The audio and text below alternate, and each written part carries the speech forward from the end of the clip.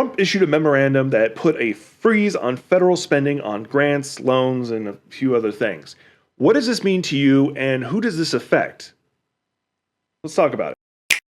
Friends, enemies, and those who are still undecided, welcome back to this Jack. All right, let's break this down specifically what it is. The exact wording of the order is what's causing the problem because it specifically says DEI and the usual things that Trump talks about. But the final phrase is what causes the issue. It says, but not limited to. Because of the ambiguity of that final sentence, a lot of programs have just go freeze everything. We need to comply with this order, and we don't know if it includes this spending or this spending. The only thing that has been apparently intentionally written out of the spending, the freeze, is money that would go directly to a person. So as an example, I live off of VA disability. So that is perfectly fine. That is not going to be touched as just an easy example. Now, what it has touched, what it is going after is a lot of other veteran programs. So a lot of veterans will be affected.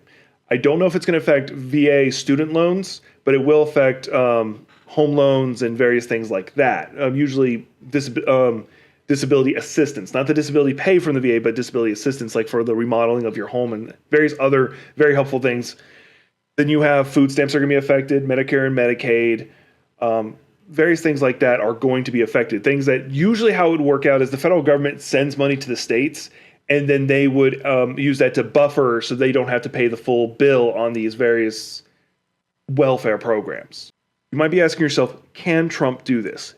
To the current understanding with the way the law is works, and I'm not a lawyer, but to my understanding at least, legally, no. He should not be able to do this. That is why a judge has currently put a freeze on this order. So at least this month, all those bills will be paid, and then we'll see going forward. Now, the reason why I say he cannot do this is because, one, the judge put the freeze, which puts a hint that he can't. But in actuality, it's because the purse strings are supposed to be controlled by Congress. Now, although the Republicans do control Congress, they have passed no bill that allowed him to do this. They have not passed a bill that says, okay, never mind, freeze all this money that we've already allocated. He is supposed to just execute it in regards to dispersal of the money. So the way it is set up, it is a check and balance between the three major branches.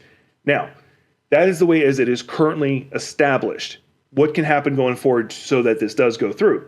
Either Congress writes a law or a bill or whatever you want to say that says he is able to do it this time or anytime he wants going forward. Now, there is a problem with that that does create a conflict, once again, between the balance of power between the different branches.